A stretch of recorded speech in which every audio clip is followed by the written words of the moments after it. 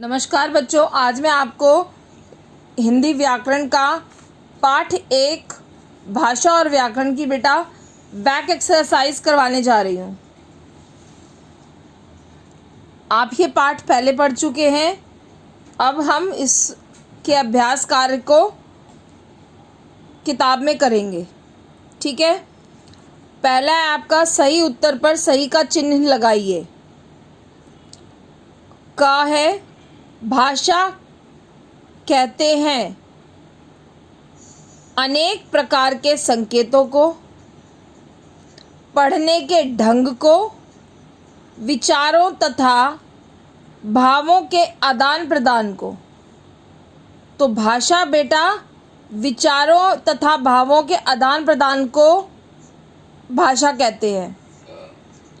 तो आपका इसमें थर्ड सही होगा। इसके आगे हम सही का निशान लगाएंगे।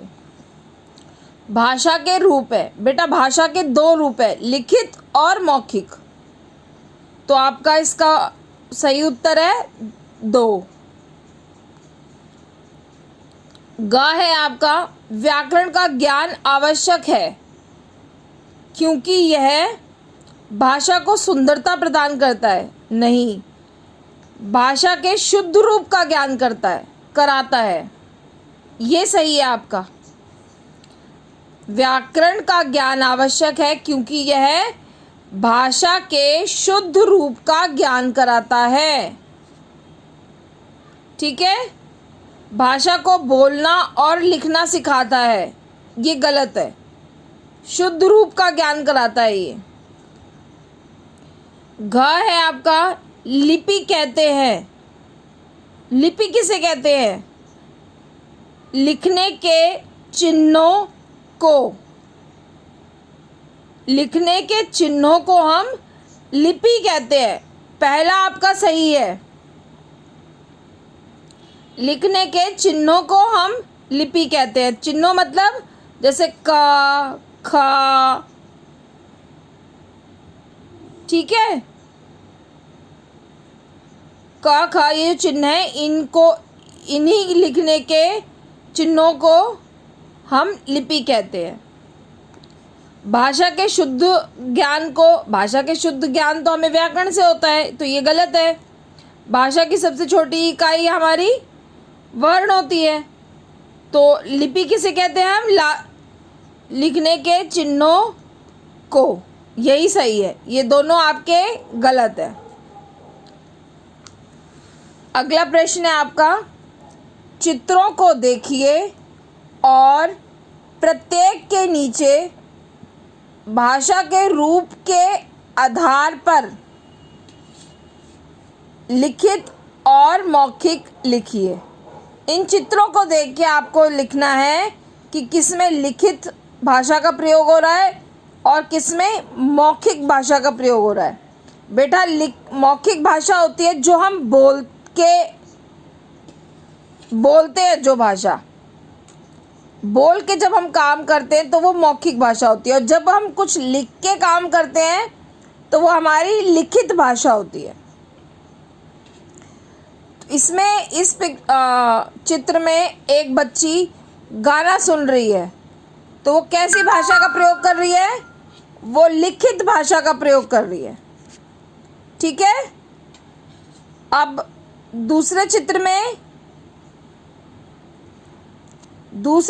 में यहाँ पे अध्यापिका आपको बोर्ड पर लिखकर पढ़ाती दिख रही है, तो इसमें ये कैसी भाषा का प्रयोग कर रही है? लिखित भाषा का। ठीक है, क्योंकि ये आपको बोर्ड पर लिख के समझा रही है। इसमें एक बच्ची बोलकर आइसक्रीम खरीद रही है। बोल रही है वो आइसक्रीम खरीदने के लिए, तो कौन सी भाषा का प्रयोग कर रही है? मौखिक भाषा का। इसमें एक व्यक्ति अखबार पढ़ रहा है, तो कौन सी भाषा का प्रयोग कर रहा है? लिखित भाषा का। ठीक है।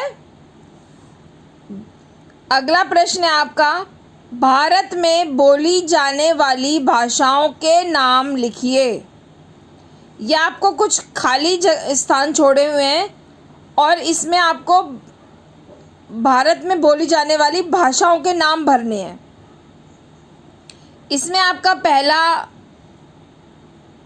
डब्बा खाली है, आगे लिखा है रा और ठी। तो रा और ठी के आगे क्या आएगा? मराठी। ठीक है, मराठी। मराठी बेटा महाराष्ट्र की भाषा है, महाराष्ट्र राज्य है भारत में, उसकी भाषा मराठी है। अगला बेटा प के ऊपर बिंदी है, पन आगे खाली छोड़ा हुआ है, तो इसमें क्या आएगा? पंजाबी। पंजाबी कहाँ की भाषा है? पंजाबी पंजाब की भाषा है। ठीक है, इसमें आपको दूसरे बॉक्स में आपको ज लिखा हुआ है और आगे एक बॉक्स है, पीछे दो बॉक्स हैं, तो इसमें क्या आएगा? गुजराती। गुजराती बच्चे कहाँ की भाषा है? गुजरात की। गुजराती, गुजराती। अगला है आपका हिंदी। हिंदी, हाँ हमें छोटी की मात्रा और ऊपर बिंदी आएगी। मैंने थोड़ा आपको दिखने के लिए मैंने गोल बना दिया है, ये बिंदी है आपकी। हिंदी, हिंदी हमारी राष्ट्रभाषा है। भारत की राष्ट्रभाषा क्या है? हिंदी। अगला है आपका ला लिखा हुआ है, ला, उसके आगे दो डब्बे खाली हैं, तो ये कौन सी भाषा बनी? बंगला। ब के ऊपर ही बेटा आपकी बिंदी ही है, ध्यान से देखिएगा। बंगला, बंगला बेटा कहाँ की भाषा है? बंगाल की। ठीक है, अगला प्रश्न है आपका, रिक्त स्थान की पूर्ति कीजिए। मन के भावों को व्यक्त करने के साधन भाषा है। जब हम अपने विचार लिख कर व्यक्त करते हैं तो उसको क्या कहते हैं? लिखित भाषा कहलाती है। ठीक है, जब हम अपने विचार बोलकर व्यक्त करते हैं तो वह मौखिक भाषा कहलाती है। ठीक है, हिंदी हमारी राष्ट्रभाषा है। हिंदी बेटा ऐसे भी लिख सकते हैं, ना आधा ना भी लिख सकते हैं, और यहाँ की तरह हम बिंदी भी लगा सकते हैं, कैसे भी लिख सकते हैं हम। भाषा को लिखने, पढ़ने व बोलने का तरीका हमें व्याकरण सिखाता है। व्याकरण से हमें पता चलता है कि भाषा को हमें कैसे बोलना है, कैसे लिखना है। ठीक है, अब बेटा पाठ 2 वर्ण और वर्णमाला, इसकी हम अभ्यास कार्य करेंगे। पहला आपको सही उत्तर पर सही का चिन्ह लगाना है। पहला आपका वर्ण किसे कहते हैं? वर्ण, भाषा की सबसे छोटी ध्वनि को हम वर्ण कहते हैं। ठीक है, वर्ण कितने प्रकार के होते हैं? वर्ण 2 प्रकार के होते हैं, स्वर और व्यंजन, 2 प्रकार के वर्ण होते हैं। ठीक है, वर्णमाला किसे कहते हैं? वर्णों के क्रमबद्ध समूह को, वर्णों के क्रमबद्ध समूह को वर्णमाला कहते हैं। ये बेटा ये आपके स्वर और ये है आपके व्यंजन, इन दोनों को मिला के हमारी वर्णमाला बनती है। ठीक है, इसमें देखो क्रमबद्ध लगे हुए हैं, ये क ख ग घ ऐसे क्रमबद्ध हैं ये। तो स्वर और ये व्यंजन, इनको मिल के हमारी क्या बनती है? वर्णमाला बनती है। नीचे लिखे वर्णों में से स्वर को और व्यंजन को छांटकर अलग अलग लिखना है। ठीक है, छांटकर लिखने में हमें नलिनी की सहायता करनी है। कहाँ है नलिनी? ये रही, इसकी हेल्प करनी है हमें। ठीक है, इसमें से छांट के मैंने आपके वर्ण, जो स्वर है वो ये लिख दिए हैं, और जो व्यंजन है वो च प य र घ श, ये अलग लिखे हुए हैं। ठीक है, अब ये वर्णमाला में देख करके हमें इनके बीच के छूटे हुए शब्द लिखने हैं। ज झ य, प फ ब, ई उ ऊ, य र ल, ट ठ ड, श स ह। ठीक है, अब हमें चित्रों को देखिए और अनुस्वार मतलब बिंदी या फिर चंद्र बिंदु लगाकर उपयुक्त शब्द बनाना है हमें। तांगा, तांगा में बेटा चंद्र बिंदु आएगी। सांप, सांप में चंद्र बिंदु आएगी। पंखा में बिंदी आएगी आपकी। अंगूर में बिंदी आएगी। चांद में चंद्र बिंदु आएगी। बांसुरी में बिंदी आएगी। कंघा में भी आपके बिंदी ही आएगी। घंटा में आपको बिंदी लगानी है। ठीक है। अगला है आपका श। नीचे दिए गए संयुक्त वर्णों से बने दो दो शब्द लिखिए। श से क्षत्रिय होता है। श फिर त्र में छोटी की मात्रा और यह क्षत्रिय और होता है क्षेत्र। श में एक ही मात्रा और त्र क्षेत्र। फिर त्र से त्रिकोण, जो आपको हिंदी में आपको इंग्लिश में आपको पता होगा ट्रायंगल। ट्रायंगल को हिंदी में बोलते हैं त्रिकोण। त्र पे छोटी की मात्रा, क में ओ की मात्रा और न त्रिकोण। त्रिपुरा, त्रिपुरा बेटा भारत के एक राज्य का नाम है। अब ज्ञा से बेटा ज्ञानी और विज्ञान भी होता है। ठीक है। श्र से श्रम और श्रीमान भी होता है। अगला आपको सही शब्द चुनकर रिक्त स्थानों की पूर्ति कीजिए। ये आपको शब्द दे रखे हैं, इनमें से आपको इन रिक्त स्थानों में भरना है आपको। पहला आपका क, भाषा की सबसे छोटी ध्वनि को वर्ण कहते हैं।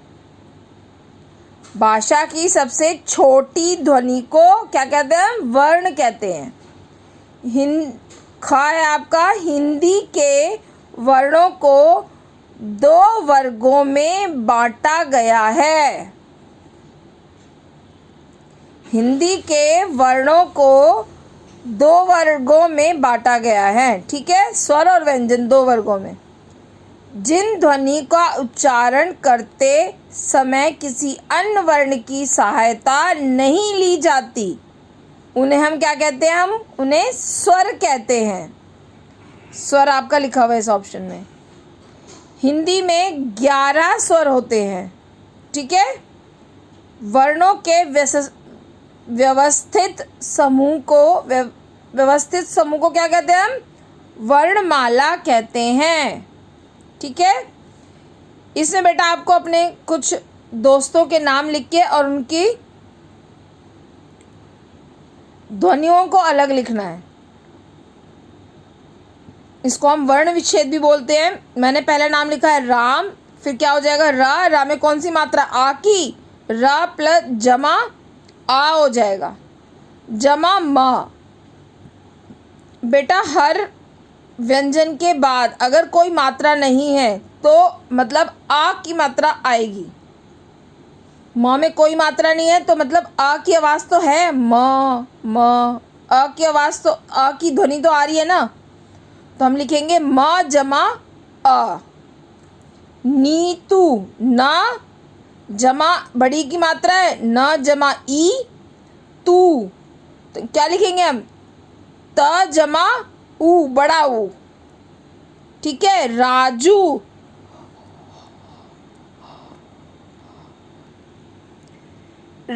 राजू, र में आ की मात्रा है, जमा आ जमा ऊ, बड़ा ऊ की मात्रा है, बड़ा ऊ आ जाएगा। फिर है सोहन, सा जमा ओ की मात्रा है, जमा ह जमा आ, हा में कोई मात्रा नहीं है तो आ जाएगा। जमा ना में कोई मात्रा नहीं है, आ जाएगा। ऐसे ही राजीव, र जमा आ जमा ज जमा ई, जा में बड़ी ई की मात्रा है, जमा व जमा अ, व में कोई मात्रा नहीं है, आ जाएगा। धन्यवाद बच्चों।